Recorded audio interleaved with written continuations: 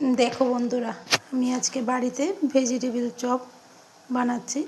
তো এখানে রেডি করে নিয়েছি, আর এদিকে ভাজতেও বসিয়ে দিয়েছি। এখানে প্লেটের মধ্যে রেডি করা আছে, একটা একটা করে আমি সব ভেজে নেব। কড়াইতে তেল গরম হয়ে গেছিলো, তারপর একটা দিয়ে দিয়েছিলাম। তো এটা মোটামুটি আমার ভাজা কমপ্লিট হয়ে গেছে। এখন এটা নামিয়ে নেব।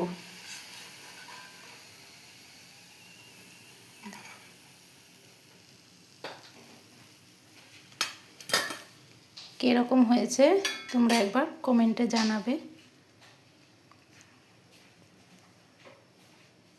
তো চলো দিয়ে দিই আবার নেক্সট।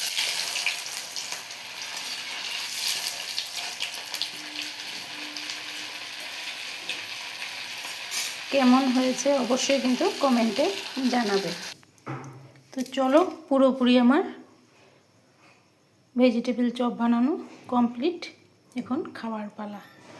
তো চলো, কেমন লাগলো আমার ঘরে বানানো ভেজিটেবিল চপটা অবশ্যই কমেন্টে জানাবে।